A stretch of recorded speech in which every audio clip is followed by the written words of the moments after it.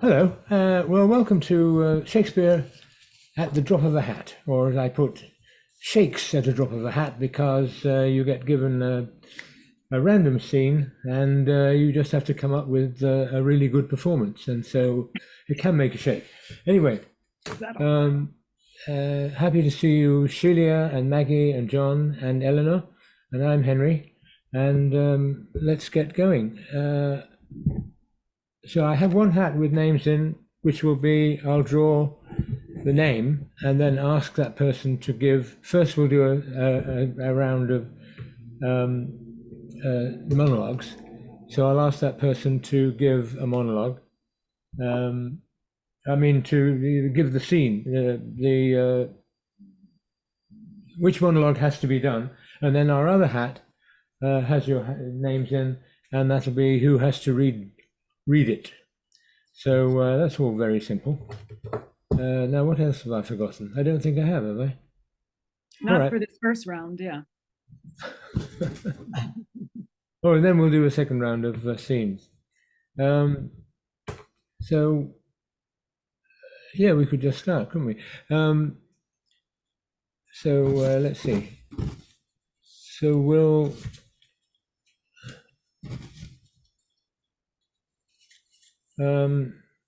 So Eleanor, will you give the?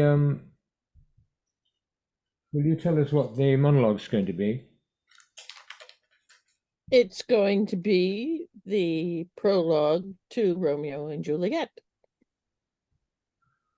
Do you know what? Oh, yeah, is that the beginning of the show?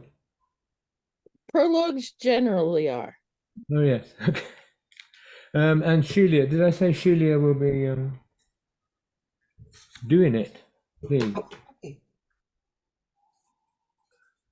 you want me to just start? Are you taking people out? How do you want to go? Yes, let's. Let's turn off our cameras so she can have No, the no, stage.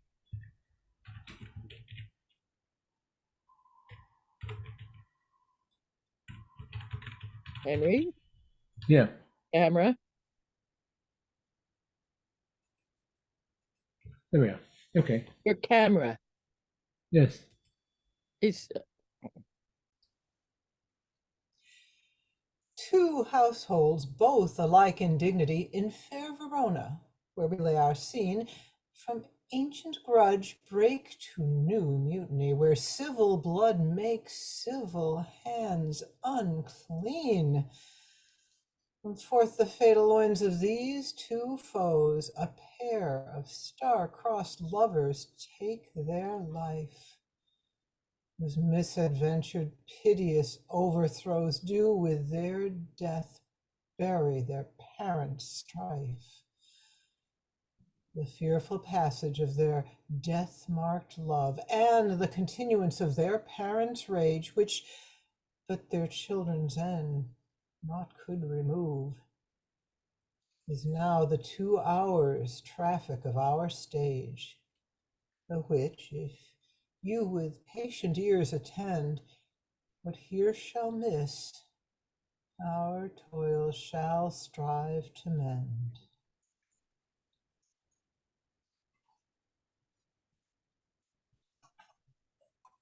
Scene. Very good. Right. Oh, let's have the rest of the play then. You set that up very well. Now, would you like me to just give a scene to the next person and you draw their name, or do you have a different format? So, no, so I've got Sheilia to give us a monologue, to give us, and then. Okie dokie. It will Oh, be. Eleanor to read it. Who is it? Who am I giving it to? Can you tell us what monologue will be, and then Eleanor will find it and read it. Excellent. Midsummer Night's Dream, bottom 4-1, beginning when my cue comes. okay. Let's see. Midsummer Night's Dream. Check. Acting scene 4-1. 4-1. Check. And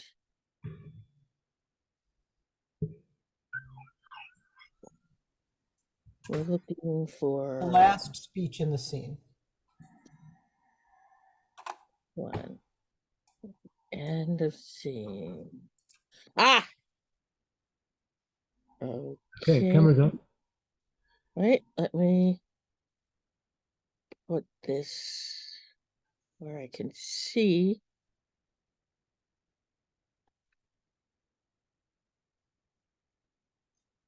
Okay. John, would you like to turn your camera off?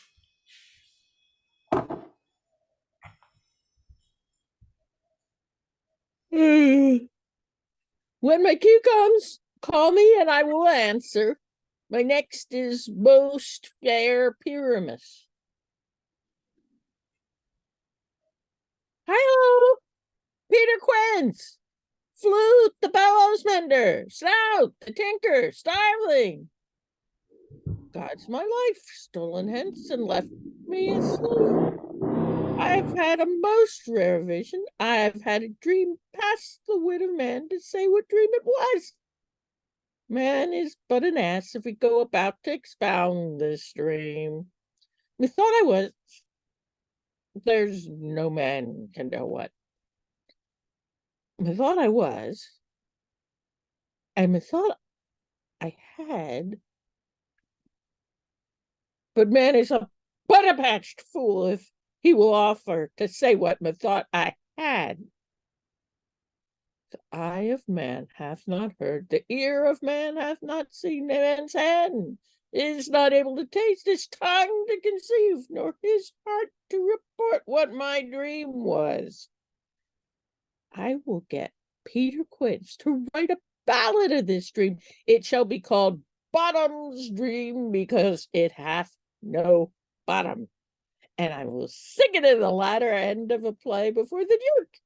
Peradventure, to make it the more gracious, I shall sing it at her death.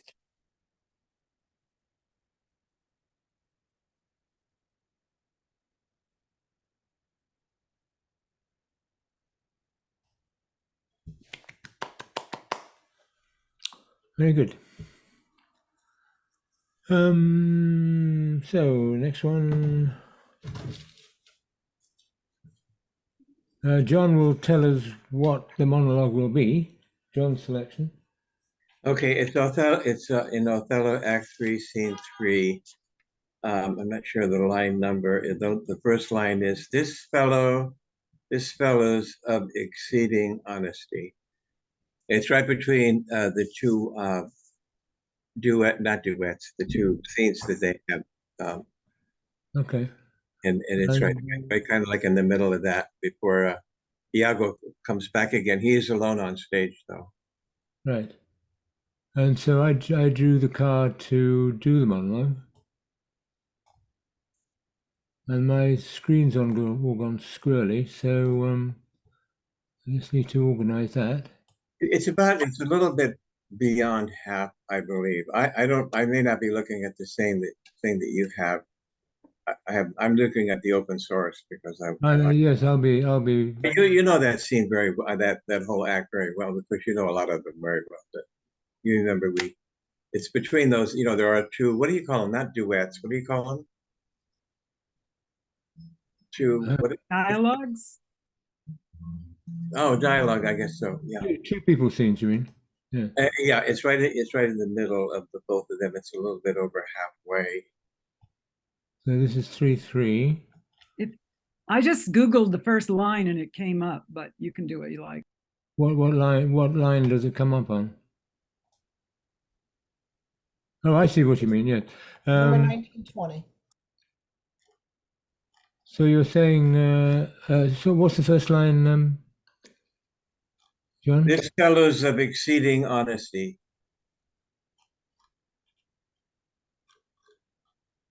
Yeah, got it. Okay.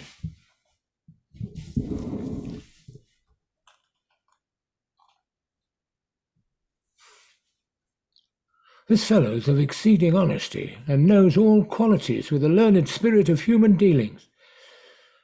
If I do prove her haggard, though that her jesses were my dear heartstrings, I'd whistle her off and let her down the wind to prey at fortune. Haply, for I am black, and have not those soft parts of conversation that chamberers have, or for I am declined into the value of years, yet that's not much. She's gone.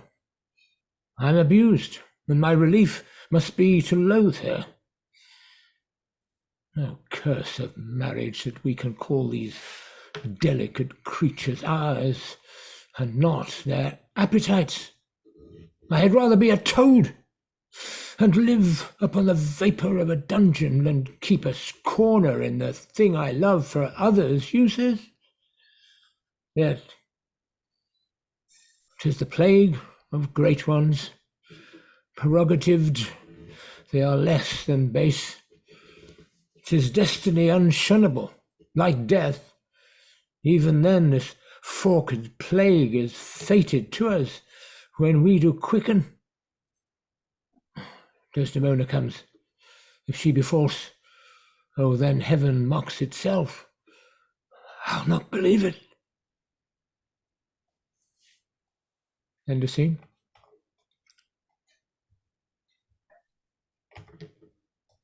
Wow, I'm totally unfamiliar with that. That was it. That came upon me in an interesting way. Thank you, John.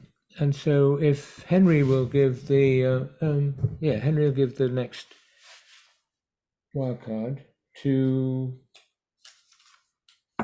Maggie. Well, I was going to say wild card, Maggie, if you wanted to do that, or I can give you a scene if you want. Just Can't give hear me a monologue. You can give me a monologue. It's fine. Are you sure? Henry V to Act 2, Scene 3, once more into the breach. Oh, okay. I'm just going to put that in once more.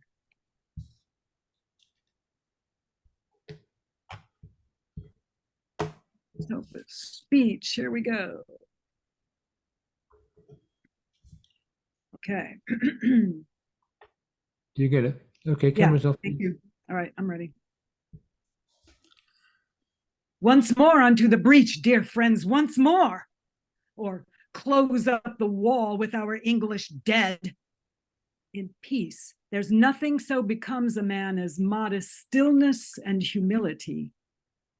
But when the blast of war blows in our ears, then imitate the action of the tiger. Stiffen the sinews, summon up the blood, disguise fair nature with hard favored rage. Then lend the eye a terrible aspect. Let pry through the portage of the head like brass cannon. Let the brow o'erwhelm it as fearfully as doth a galled rock o'erhang and jutty his confounded base, swilled with the wild and wasteful ocean. Now set the teeth and stretch the nostril wide, hold hard the breath and bend up every spirit to his full height.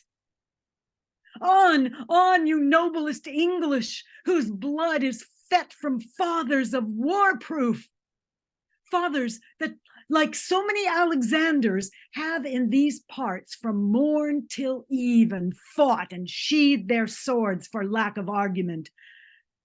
Dishonor not your mothers. Now attest that those whom you called father did beget you. Be copy now to men of grosser blood and teach them how to war. And you, good yeomen, whose limbs were made in England, show us here the mettle of your pasture. Let us swear that you are worth your breeding, which I doubt not. For there is none of you so mean and base that hath not noble luster in your eyes.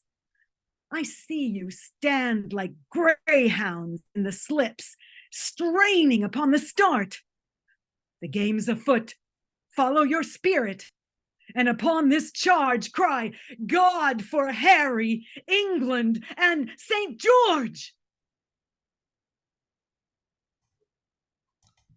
Wow, you enjoyed that, didn't you? Right into the breach. Well, if not now, when? And so the next one will be for Maggie to tell us to tell John what he's going to be doing for the monologue. Okay, it's from Troilus and Cressida, Act 1, Scene 3. And it's just the beginning speech of Agamemnon, where I'll just give you a little hint. There's meeting of people and they're pissed off because neither Achilles nor Ajax actually want to fight anymore. And so they're talking about that and making a plan. Act 1, Scene 3, just the beginning monologue. Act 1, Scene 3. Okay, I'm totally unfamiliar with this. Did you hear what I said that it's about? Say it again, if you would. Yeah, please. I said it's these guys are meeting. That these are all the heads of the war for Troy, and Ajax and Achilles especially have been kind of they're wavering in their fighting, and so these guys are planning how are we going to get somebody involved in fighting again. I hope that helped. Oh yeah, I think it did help. It did help a lot. So okay, let me go ahead then. Princes, what grief hath set the jaundice on your cheeks? The ample proposition that hope makes in all designs begun on earth below fails in this promised largeness. Checks and disasters grow in the veins of actions highest reared as knots by the conflux of meeting sap. In fact, the sound pine and divert his grain, tortive and errant from his course of growth. Nor, princes, is it matter new to us that we come short of our suppose so far that even after 7 years' siege, yet Troy walls stand, sith every action that hath gone before, whereof we have record. Trial did draw bias and thwart, not answering the aim, and that embodied figure of the thought that gave surmise shape. Why then, you princes, did you with cheeks abashed behold your works and call them shames, which are indeed naught else but the protractive trials of great Jove to find persistive constancy in men, the fineness of which metal is not found in fortune's love. For then the bold and coward, the wise and fool, the artist and unread, the hard and soft seem all affind and kin. But in the wind and tempest of our frown, distinction with a broad and powerful fan, puffing it all, winnows the light away, and what hath mass of matter by itself lies rich in virtue and unmingled.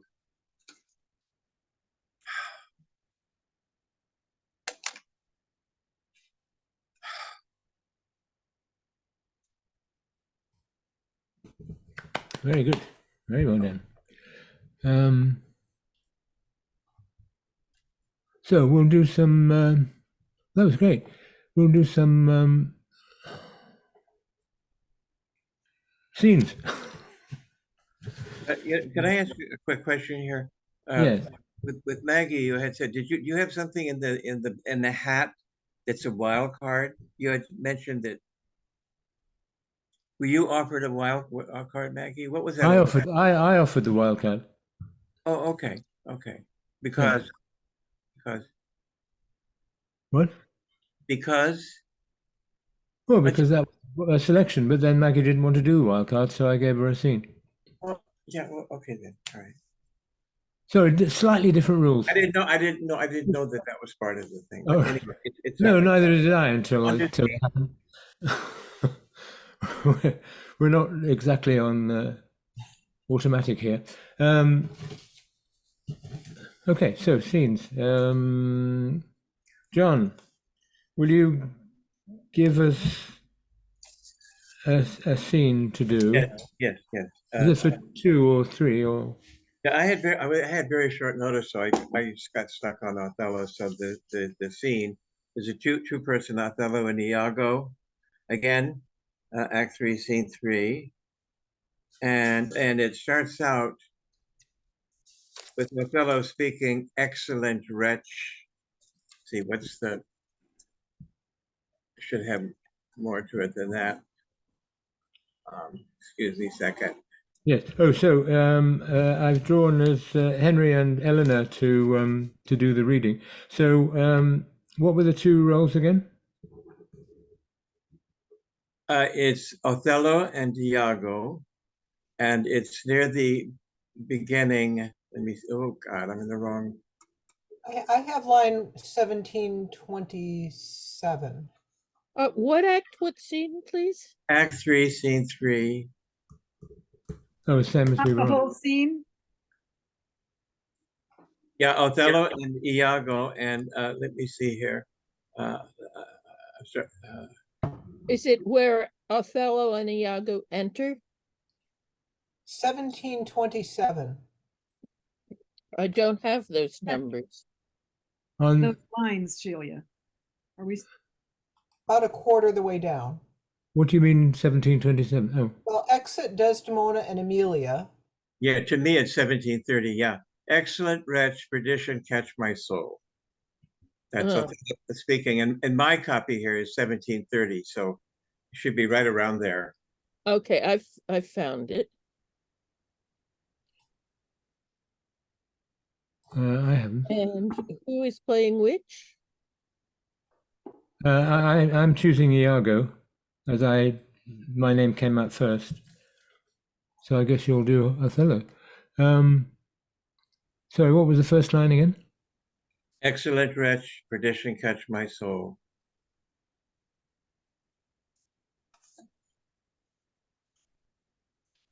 Okay. Whenever you're ready. There's one camera too many. Ah, there we go. Sorry, it is. Excellent, Rich. No, I can't find it. We're talking. Oh, well, Act 3, Scene 3. John, did you say? Yeah, and it's like I don't know if you have a line reading there. It's right near 1730 or 1727. It's right. It's the first of those two. It's not that far down. It's a long scene, and it's about less than a quarter way down, I would say. Something like that. Sorry, my It's my. where Desdemona and Amelia exit. Okay. Yes, that's correct. That's correct. Have you found it? Yeah. Excellent, Rich. Okay, yeah, I have. Yeah. Excellent, wretch. Perdition catch my soul, but I do love thee. And when I love thee not, chaos is come again. My noble lord, What dost thou say, Iago? did Michael Cassio, when you wooed my lady, know of your love? He did, from first to last. Why dost thou ask? Oh, but for a satisfaction of my thought, no further harm. Why have they thought, Iago?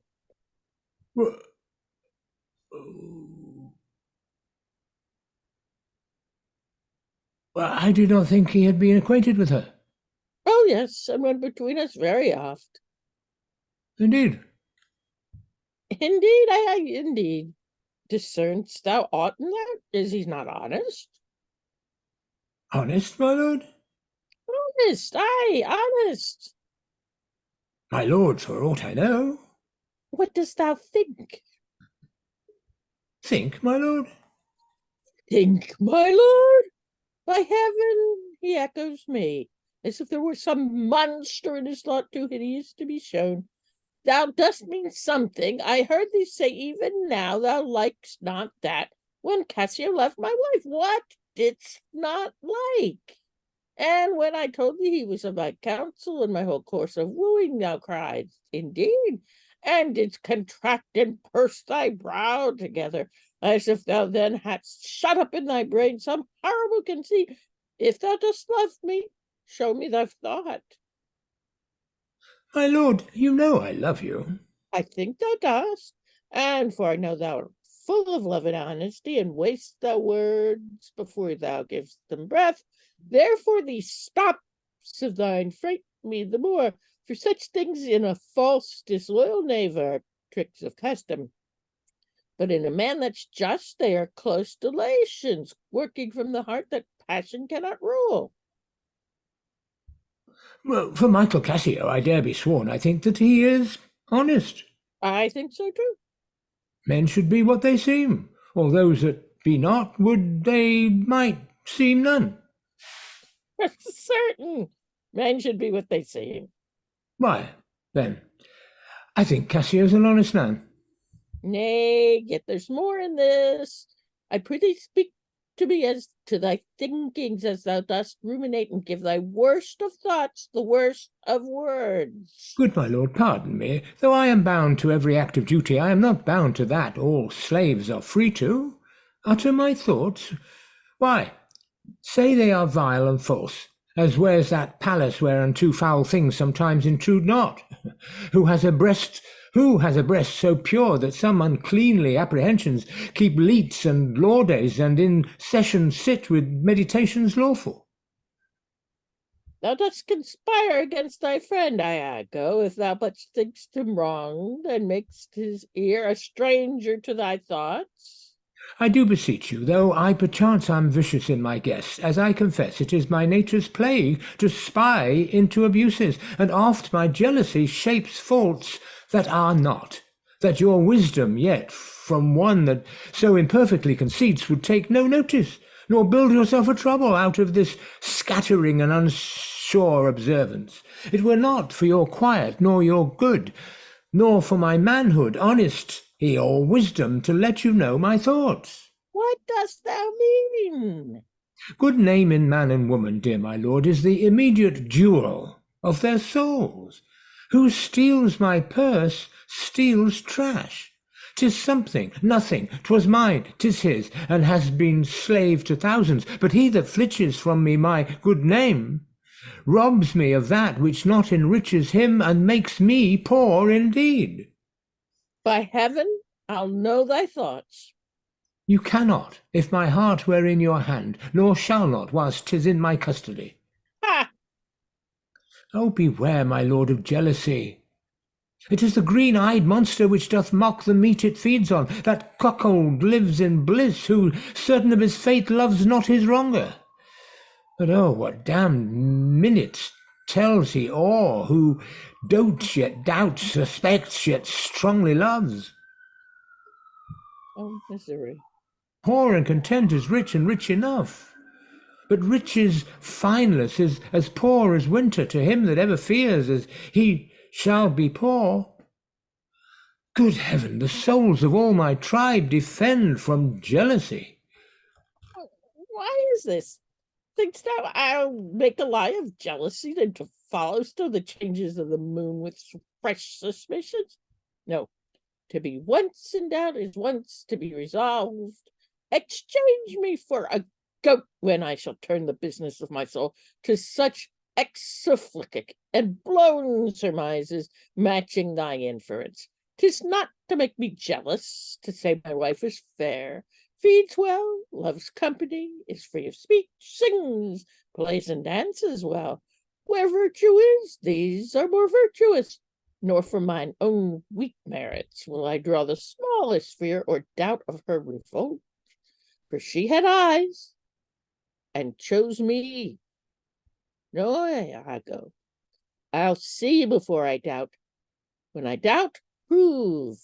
And on the proof there is no more but this: away at once with love or jealousy. I am glad of it. For now I shall have reason to show you the love and duty that I bear you with franker spirit. Therefore, as I am bound, receive it from me. I speak not yet of proof. Look to your wife. Observe her well with Cassio. Wear your eye thus, not jealous nor secure. I would not have your free and noble nature out of self-bounty be abused. Look to it. I know our country disposition well. In Venice they do let heaven see the pranks they dare not show their husbands. Their best conscience is not to leave undone, but keep unknown. Dost thou say so? She did deceive her father, marrying you. And when she seemed to shake and fear your looks, she loved them most. And so she did. Why? Go to it then. She that so young could give out such a seeming, to seal her father's eyes up close as oak, he thought was witchcraft, but I am much to blame. I humbly do beseech you of your pardon for too much loving you. I'm bound to thee forever. I see this hath a little dashed your spirits.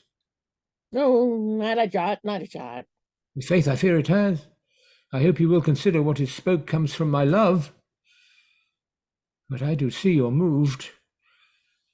I am to pray, and not to strain my speech to grosser issues, nor to larger reach than to suspicion. I will not.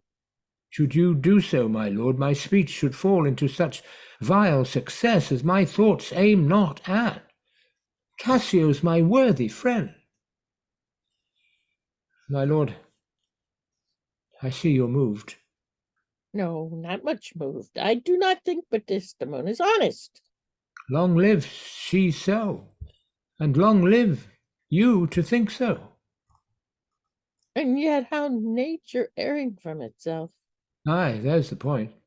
As to be bold with you, not to affect many proposed matches of her own clime, complexion, and degree, whereto we see in all things nature tends. For one may smell in such a will most rank, foul disproportion, thoughts unnatural.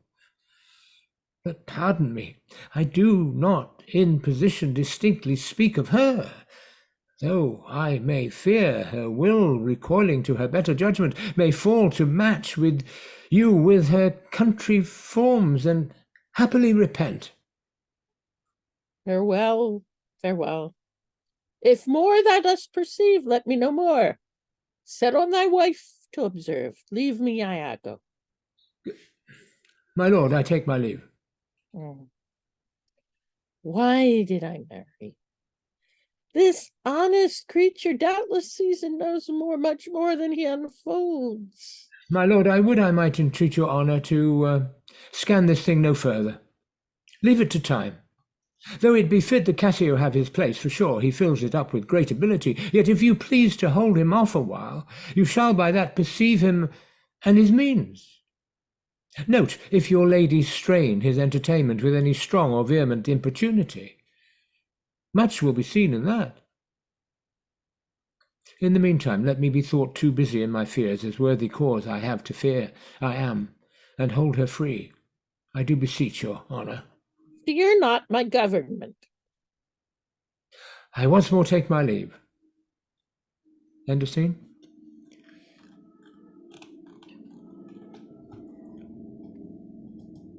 Thank you for that, John. That was Great. Both of you. that was a lot of fun. So if Henry will give us a scene, and John and Maggie. Oh, John and Maggie. It's going to be a two-person scene. We'll do another scene for you, Sheilia, with somebody else. So it's Macbeth 2-2. So it's Macbeth or Lady Macbeth. John, you were drawn first. I guess I'll take Macbeth, since I'm the guy. I mean, whatever. And Maggie? I think I'll take Lady Macbeth. Okay, very good. Okay, we're all set then. So it's Macbeth, Act 2, Scene 2. Yeah. Just after the murder, I think it is, isn't it? Okay. I hope we have close enough versions to each other. There's probably not too many different versions. Tell me when you're ready, John. Okay. It's It starts with just me, and then Macbeth comes in. Do you want to turn your screen off, John, before you come in? Yeah, sure. Oh, yeah. Or is that a problem? Okay, have you found the place? That's yeah. Let's do that first. Yeah. Okay.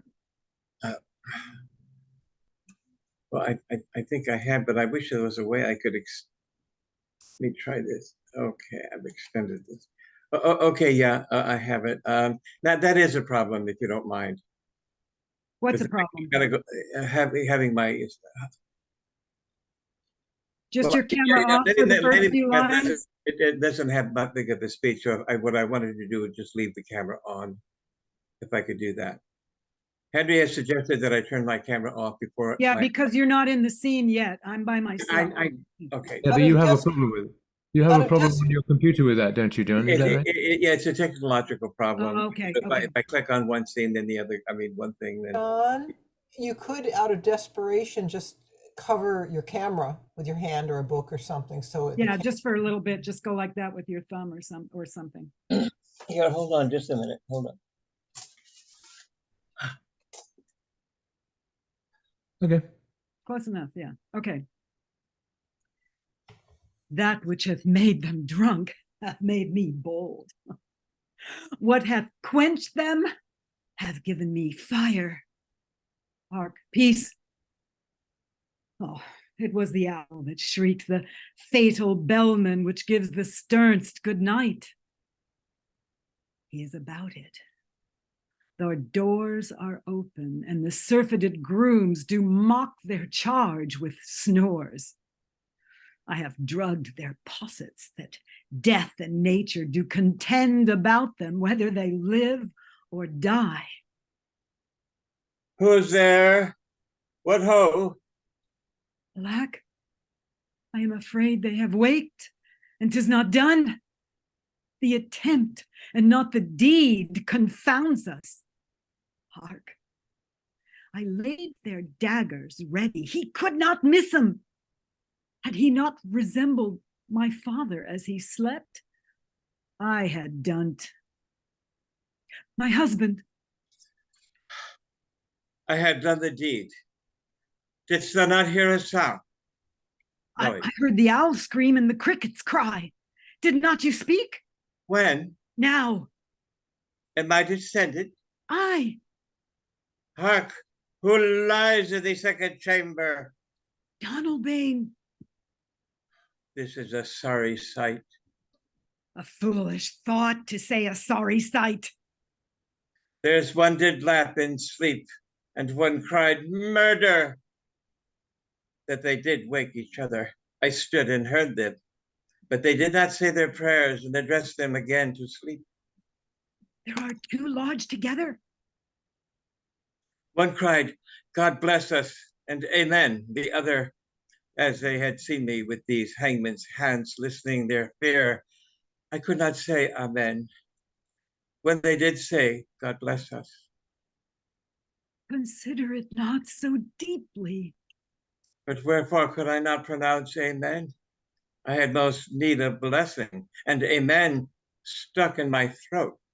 These deeds must not be thought after these ways, so it will make us mad. Methought I heard a voice cry, sleep no more.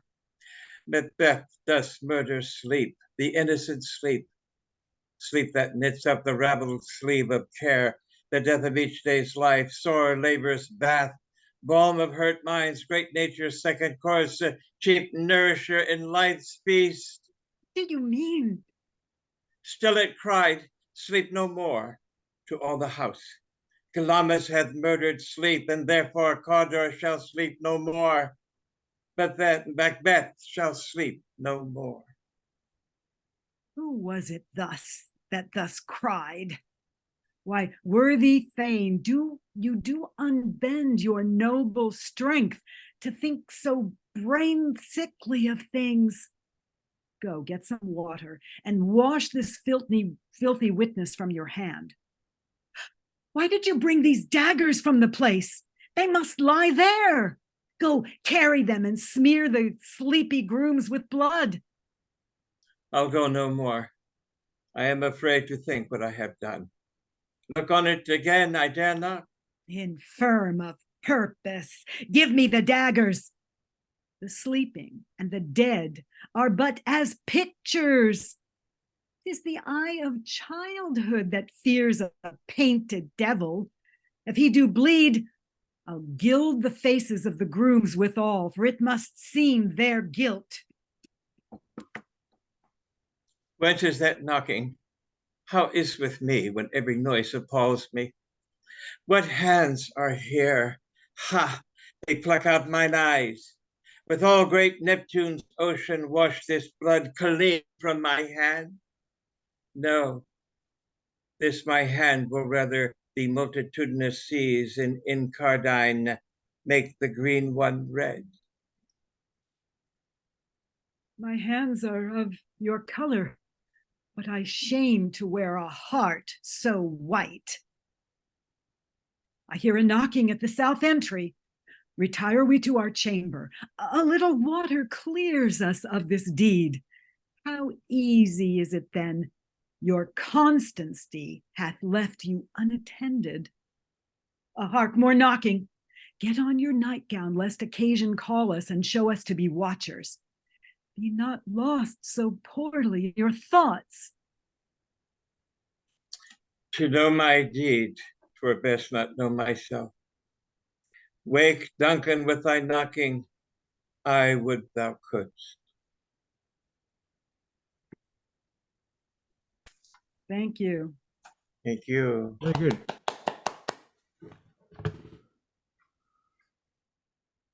So Sheila, you were the next draw. Do you want to do a scene with somebody, and or would you rather do a monologue? Let's see. We're at 3:48. We could do a scene if you like. Yeah. Okay. So well, it also seems to be you to give the scene. Have you got it? If you want me to, I'll tell you something. It's funny that Maggie mentioned Troilus and Cressida, and I must say the language there can be a little bit. I don't know why that play, the language is so challenging. It's so complicated. But in Troilus and Cressida, Act 3, Scene 3, what I find fascinating is there's a perfectly good 2-person scene and a perfectly good 3-person scene all in the same scene. So we can let's do a 3-person scene then. all righty.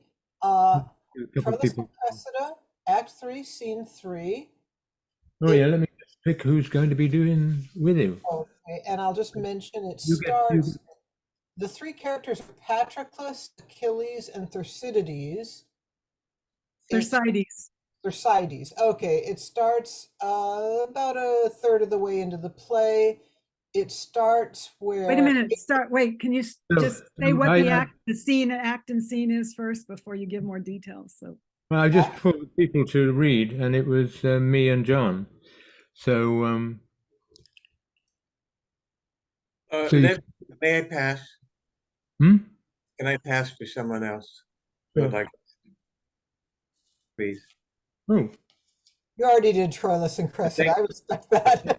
Oh, right. So it's Maggie. Yeah. So okay. Act 3, you said, Scene 3.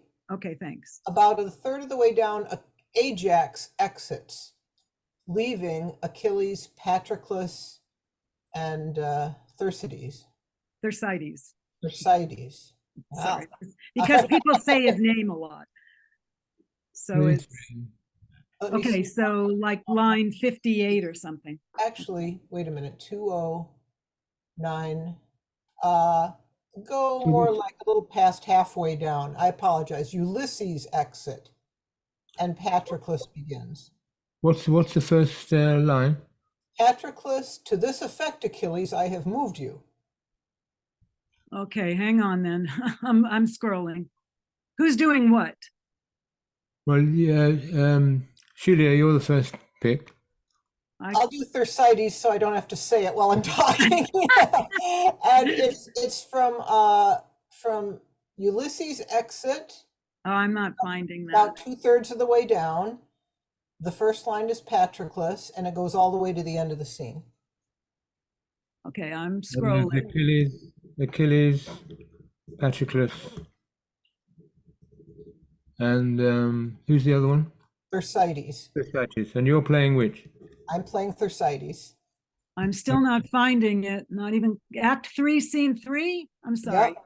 Go 2/3 of the way down and follow until Ulysses exits. I cannot find what's 2/3 because it goes on and on and on. So I have no idea. Which is I'm using Folger. So. Well, If you're using, how about start at the bottom and go up until Yeah. Ulysses exits? is anyone else using one that has the regular lines? So, oh, okay, I see it to this effect. All right. So who are you, Henry? You were the second person chosen, right? So you, Yes, so I'll do Achilles. okay. So I'm Patroclus. To this effect, Achilles, have I moved you? A woman impudent and mannish grown is not more loathed than an effeminate man in time of action. I stand condemned for this. They think my little stomach to the war and your great love to me restrains you thus. Sweet, rouse yourself, and the weak wanton Cupid shall from your neck unloose his amorous fold, and like a dewdrop from the lion's mane be shook to air. Shall Ajax fight with Hector? Aye, and perhaps receive much honor by him. I see my reputation is at stake, my fame is shrewdly gored. Oh, then beware. Those wounds heal ill that men do give themselves.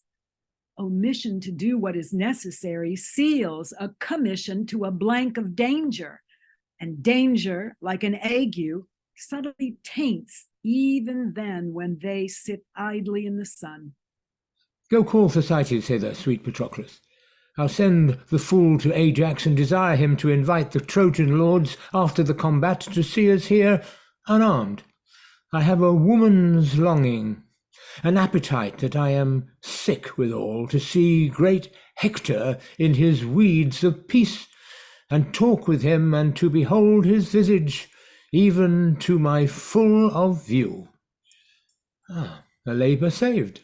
Oh, wonder. What? Ajax goes up and down the field asking for himself. How so?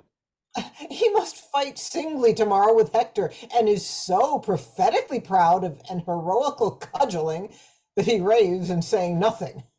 How can that be? Why, he stalks up and down like a peacock, astride and astand, ruminates like a hostess that hath no arithmetic, but her brain to set down her reckoning, bites his lip with a politic regard, as who should say there were wit in his head and 'twould out, and so there is, but it lies as coldly in him as fire in a flint, which will not show without knocking. The man's undone forever. For if Hector break not his neck in the combat, he'll break it himself in vain glory. He knows not me. I said, good morrow, Ajax. And he replies, thanks, Agamemnon. What think you of this man that takes me for the general? He's grown a very land fish. Languageless, a monster, a plague of opinion. A man may wear it on both sides like a leather jerkin. Thou must be my ambassador to him, Thersites. Oh, I? Why, he'll answer nobody. He professes not answering. Speaking is for beggars. He wears his tongue in his arm. I will put on his presence. Let Patroclus make demands to me. You shall see the pageant of Ajax. To him, Patroclus, tell him that I humbly desire the valiant Ajax to invite the most valorous Hector to come unarmed to my tent, and to procure safe conduct for his person of the magnanimous and most illustrious 6 or 7 times honoured Captain General of the Grecian army, Agamemnon, etc. Do this. Jove bless great Ajax. I come from the worthy Achilles, who most humbly desires you to invite Hector to his tent, and to procure safe conduct from Agamemnon. Agamemnon? Aye, my lord. Ah. What say you to it? Ah, God be with you with all my heart. Your answer, sir. If tomorrow will be a fair day, by 11 o'clock it will go one way or the other. However, He shall pay for me ere he has me. Your answer, sir. Fare you well with all my heart. Why, but he is not in his tune, is he? No, but he's out of tune us. What music will be in him when Hector has knocked out his brains? I know not, but I am sure none, unless the fiddler Apollo get his sinews to make catlings on. No. Come, thou shalt bear a letter to him straight. Let me bear another for his horse. That's the more capable creature. My mind is troubled like a fountain stirred, and I myself see not the bottom of it. With the fountain of your mind were clear again, that I might water an ass in it. I'd rather be a tick and a sheep than such a valiant ignorance. Very good scene. Yeah. I had chosen another one from Troilus and Cressida too. They're just, Wow, that's strange. it's not an admired play, but I just think it has fantastic scenes in it.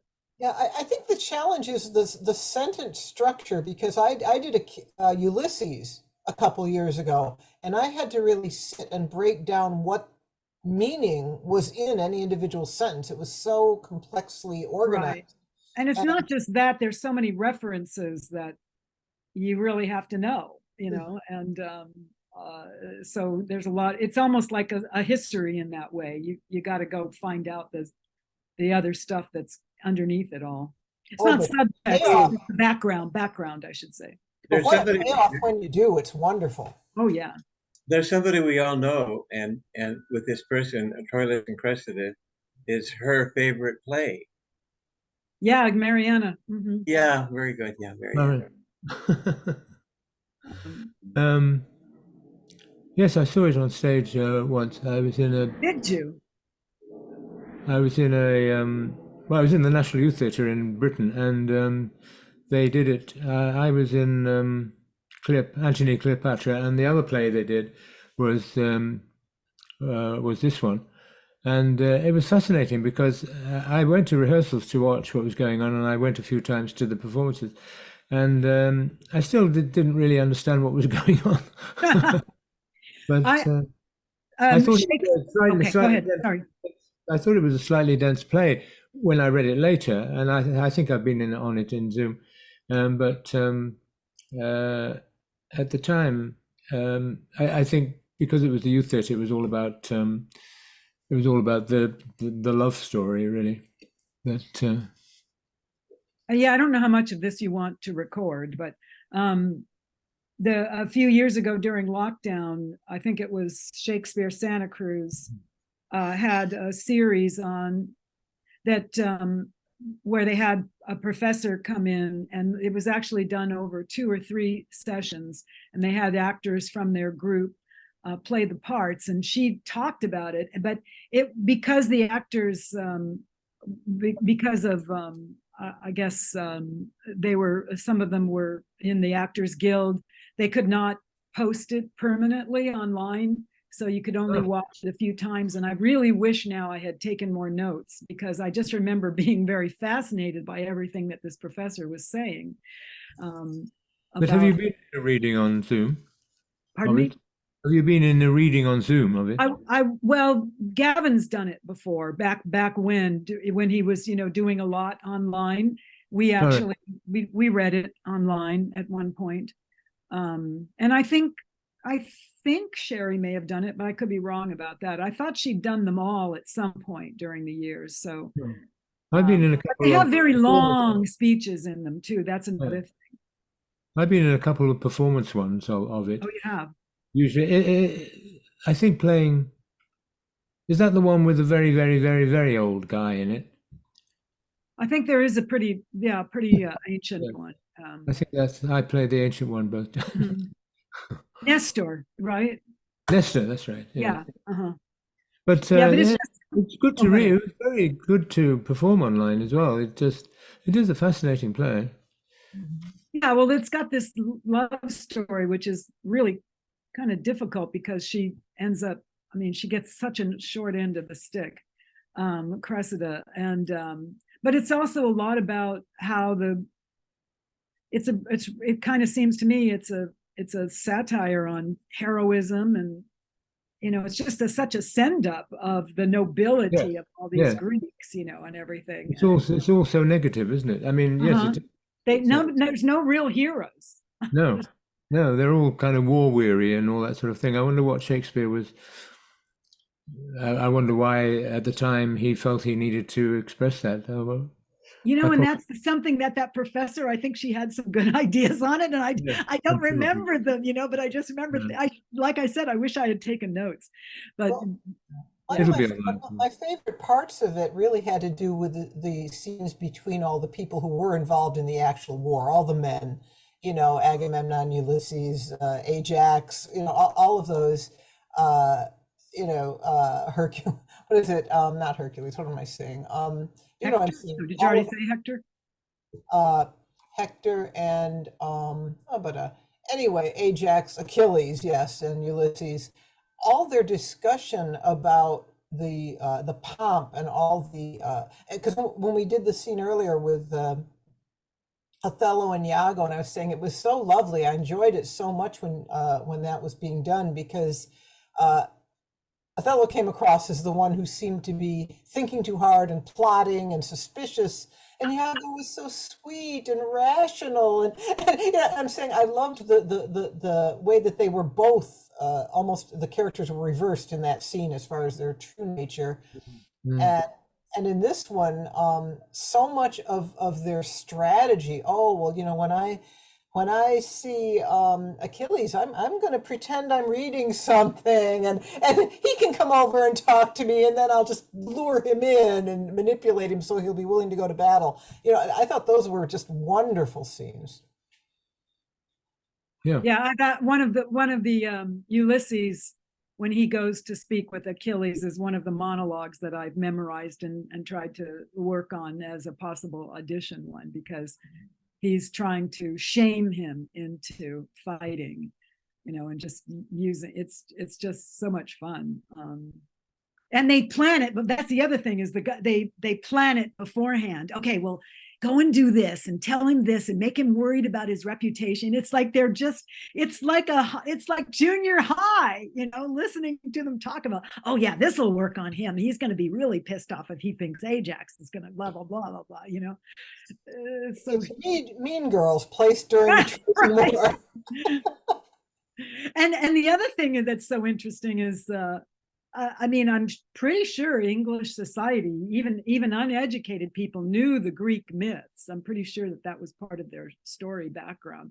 And so there was such dramatic irony also in thinking the audience knows how this worked out with Hector and Achilles and everything. And it was horrible in comparison. It was just like, oh my God, this is what these guys were worried about behind the scenes of that. Anyway. Okay, so we'll finish the recording from now. So thanks everybody for coming along. Eleanor's still here, I think, but not showing. Hello, Eleanor. So much, Henry, my goodness. Thank you for hosting. It was yes, it was a bit quick, but there we are. And I guess we won't be back next week unless we are. So see you sometime soon. And thank you very much for coming along. This was and Stella is either honest or she's not. Like